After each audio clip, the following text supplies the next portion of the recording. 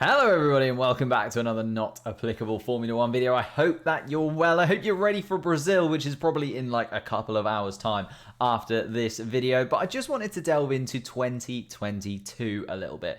Everybody is getting very, very excited about the title race that we've got going on. But we're also getting very, very excited at the prospect of the 2022 season. And particularly the grid for next year, because it looks absolutely phenomenal. 19 out of the 20 drivers for the 2022 season have been decided. We are just waiting on one more, and it is Alfa Romeo that's sort of keeping us on our toes. Obviously, we've got Kimi Raikkonen, who is going to be leaving the sport of Formula 1 next year. It's going to be gutting to see him go, but it does now sort of open up a slot. Obviously, he's being replaced by his fellow Finn in Valtteri Bottas at Alfa Romeo as well, from Mercedes, taking his place. And the man with a target on his back at this moment in time is Antonio Giovinazzi. But why are Alfa Romeo keeping us waiting?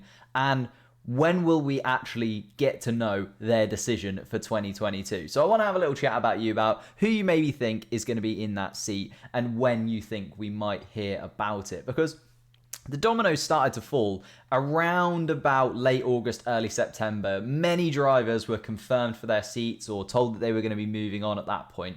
And actually 7 out of the 10 teams just said that they were keeping things exactly the same. It's only Mercedes, Williams and Alfa Romeo that are making any changes. But the pressure sort of started to mount, didn't it? It was sort of just after the summer break, and the pressure really started to mount on George Russell and Mercedes. Everybody was talking about it. Everyone on the grid was continually asking questions about George Russell. When is George Russell going to move? Is George Russell going to move for 2022?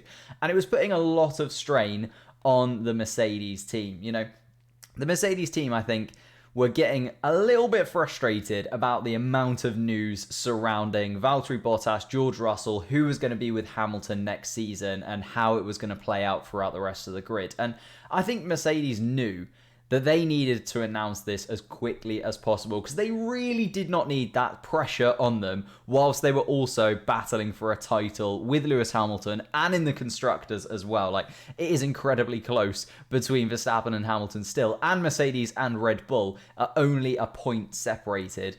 And it was about the same at this time just after the summer break. They were both incredibly close, and they didn't need this pressure coming from the media about George Russell and Valtteri Bottas. So I think what Mercedes did was they sat down with Lewis Hamilton, they sorted it out over the summer break, and they knew going into next year what was going to happen, but the media kind of forced their hand a little bit, and I think Mercedes knew they needed to announce George Russell as quickly as possible, and sort of pushed Alfa Romeo to also make a decision on Bottas, because I think Alfa Romeo might have sort of left it a little while, you know.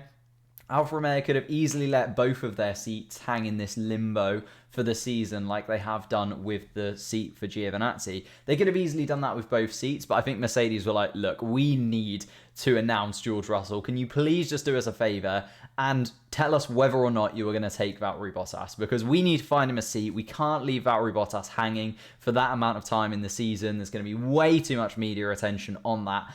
And understanding, you know, whether or not George Russell is going to be in that seat. It was just building and building and building. So I think Alfa Romeo's hand was a little bit forced by Mercedes. And the reason they've waited for this second seat is because, well, we know now that they've confirmed Valtteri Bottas. He's going to be making that move over. And there's no real pressure to pick up a secondary driver. Obviously, we also had the Andretti bid.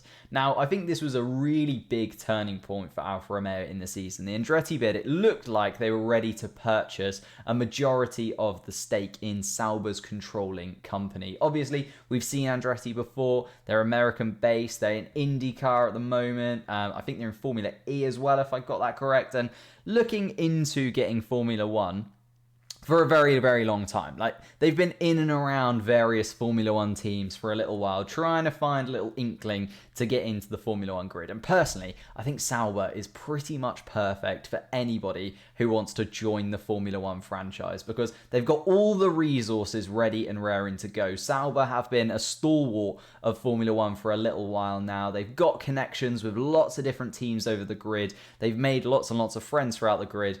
And, you could take what they've effectively built and just change it around for your new race team, which I think is what Andretti were trying to do. And there's also no startup cost either for starting a brand new team. You can just sort of reshuffle the team that is already there. And obviously, if Andretti had done that deal, they would have probably wanted to bring in one of their drivers, someone like Herta, who's been in Andretti for a little while. He might have wanted to take that step up to F1. Obviously, it wouldn't be for next year, though, because he doesn't have the super license points. But at the same time, I think Andretti would have, maybe wanted that seat for one of their drivers. If it wasn't for next year, at least in the next few seasons or so, we'd have seen one of those Andretti drivers that had been with the team for a little while stepping up into that seat.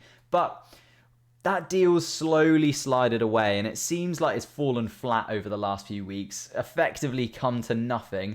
And in Austin, they were talking about how this deal is completely broken down now, possibly won't go forward. And, Sauber basically bumped up the overall price that they were looking for by something like $250 million. And Andretti just weren't willing to go that distance with the team and with Sauber for that takeover. So they're no longer in the running. So now, surely we get a decision on who is going to be at Alfa Romeo next season, because we're not waiting for an Andretti to make their decision. We're not waiting for a possible bid. I doubt that they're looking for another bid elsewhere. I know that there's no real pressure to make a decision on the team, but at least now we have that Andretti deal out of the way. There's probably not going to be anything else happening, and there could be, a step in the right direction. As I said, both drivers from Alfa Romeo are going to be moving on most likely. It's then who do you bring in instead? There's lots of talk around Zhao. He brings in so much money for the team and will be a massive asset for the team moving forward. You could also look at young talent like Piastri. He could come in, obviously currently leading F2, won F3 last year as well. So, a real talent that they could bring into this team in this new era for them moving into 2022. And obviously bringing in Bottas, who could be a really good sort of guide for somebody new in Formula One. I think Bottas is one of the perfect teammates to get if you want to bring through a youngster, or they could go for complete experience. They're going into 2022. They need to have somebody in the team who's going to just continually get them points, a bit like Kimi Raikkonen has done this season, has just known what to do, known his stuff, done the right things at the right time, and, taken Alfa Romeo to where they are in the position in the table at the moment. If you look at those points that Alfa Romeo has got, 11 points, 10 of those going to Kimi Raikkonen. So they need somebody, if they're going to be in this point next season where they are sort of picking up the occasional point here and there, they might look to somebody who's quite experienced so that they can continually get those points from them. Although you could argue that should be Valtteri Bottas, but then they could get somebody else who's going to do a similar job in picking up those points. So there's loads and loads of options for Alfa Romeo to go into, and that's kind of one of the reasons where I wish that they'd make a decision very, very soon, mainly because I want to know, who's going to be on this grid, who's going to fill in this last slot, and who can I get excited about for next season. But also, there's no pressure on them at this point. And rumors have started to circulate that they might be announcing, after Brazil, possibly after Qatar, at least before the last two races of the season. But again, I don't think there's any real pressure on that. And with the Andretti deal falling through, I personally think it's most likely going to be Zhao. He brings massive funding to the team, but we'll have to wait and see. I think the man that we have to talk about at the end of this video is Antonio Giovinazzi, because I do feel bad for Giovinazzi.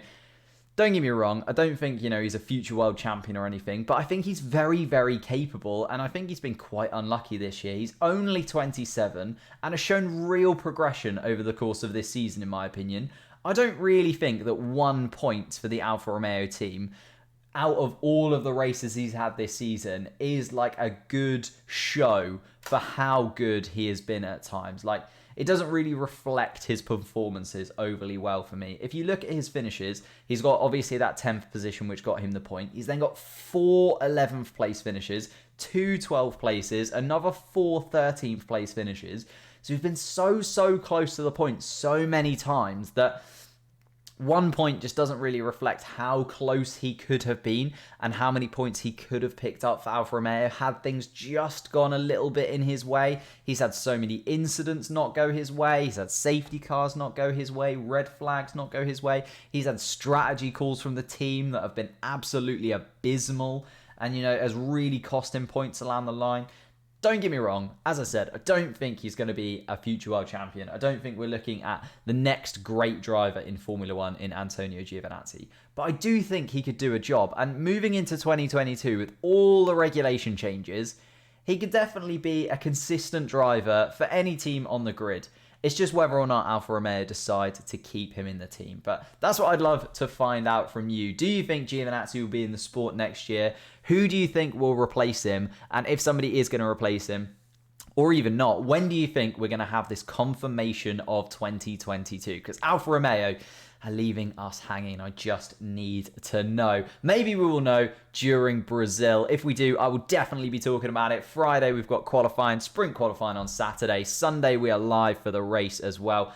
Everything is just over here for you. You know, set your calendars, get ready. It's going to be absolutely phenomenal. Brazil always delivers. It's one of the best tracks on the calendar by a mile. Cannot wait to see it with you, and I'll see you next time.